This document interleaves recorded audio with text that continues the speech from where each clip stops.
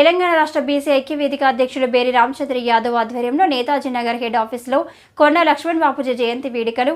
Netaji Nagar BC ఐక్యవేదిక ఆఫీసులో బేరి రామచంద్ర యాదవ్ ఆధ్వర్యంలో శ్రీ కొండా లక్ష్మణ్ బాపూజీ జయంతి అంగరంగ వైభవంగా కార్యక్రమం చేయడం జరిగింది. ముఖ్యంగా నేతాజీ నగర్ వాసులు, బీసీ ఫెడరేషన్ సభ్యులు, బీసీ వేదిక సభ్యులు, అభిమానులు హాజరై కొండా లక్ష్మణ్ బాపూజీకి నివాళులర్పించారు. కొండా లక్ష్మణ్ బాపూజీ ఆశయాలను సాధిద్దాం సాధిద్దాం కొండా లక్ష్మణ్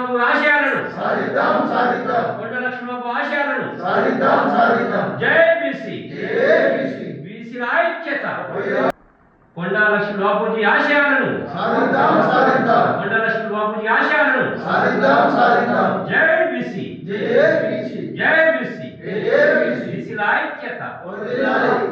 మన కొండా లక్ష్మణ్ బాపూజీ క్విట్ ఇండియా ఉద్యమంతో పాటు తెలంగాణ ఉద్యమం మరి అదేవిధంగా సామాజిక తెలంగాణ కోసం ఎన్నో పోరాటాలు చేసిన గొప్ప వ్యక్తి మన కొండా లక్ష్మణ్ బాపూజీ.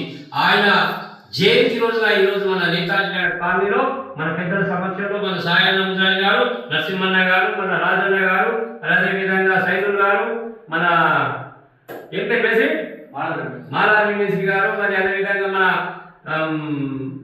మధు యాదవ్ గారు, మరి అందరూ కూడా బీసీ నాయకులు, బీసీల ఉద్యమంపై నిరంతరం పోరాటం చేసినటువంటి నాయకులు, మరి తెలంగాణ గడ్డలో తెలంగాణ కులగణనపై రాష్ట్ర ప్రభుత్వం మీద ఒత్తిడి తీసుకొస్తున్నటువంటి అన్ని బీసీ కుల సంఘాలు ఏకమై మరి రాబోయే స్థానిక ఎలక్షన్ లో అందరం ఏకమై ప్రభుత్వం బీసీ కులగణన చేయాలని డిమాండ్ చేస్తూ సాధించే వరకు పోరాడదామని చెప్పేసి తెలియజేస్తూ ఈ రోజు మన కొండా లక్ష్మణ్ బాపూజీ జయంతి సందర్భంగా మన నేతాజీ నగర్ కాలనీలో జయంతి ఉత్సవాలు చేయడం జరుగుతుంది. మరి ఆయన ఆశయ సాధనకై మన అందరం కూడా కట్టుబడి ప్రతి యువత, ప్రతి బీసీ నాయకుడు కలిసి రావాలని చెప్పేసి కోరుతున్నాం. జై బీసీ బీసీల ఐక్యత బీసీల ఐక్యత బీసీల ఐక్యత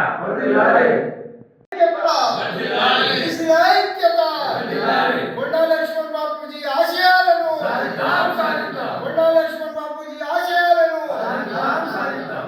ఈరోజు నేతాజీ నగర్లో బీసీ సంఘం ఆధ్వర్యంలో జరుగుతున్న ముఖ్య అతిథిగా వచ్చిన మన బీసీ ఐక్యవేదిక తెలంగాణ రాష్ట్ర అధ్యక్షులు బేరి రామచంద్ర యాదవ్ అందరికీ సమావేశానికి విచ్చేసిన ప్రతి ఒక్కరికి పేరు పేరున నా నమస్సుమాంజలి.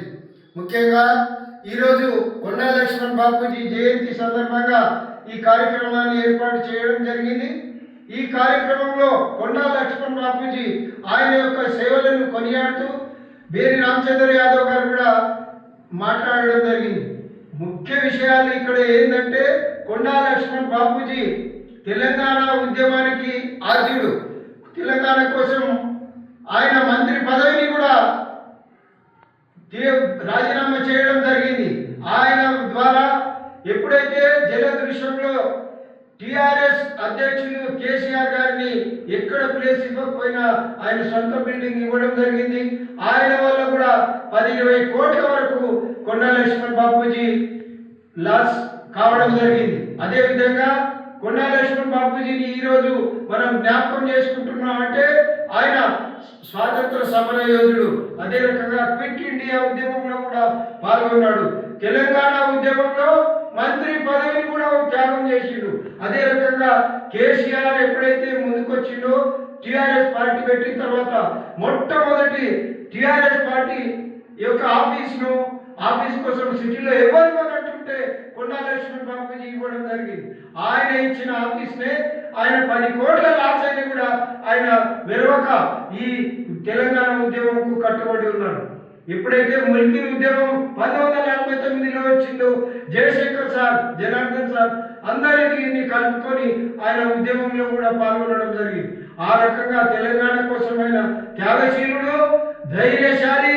ఆయన ఈ చేసిన సేవలను మనము గుర్తుంచుకుంటూ ఫ్యూచర్లో కూడా బీసీలు ఐక్యవేదికగా ఏర్పాటు చేసి మనకు అడుక్కుంటే అధికారం రాదు.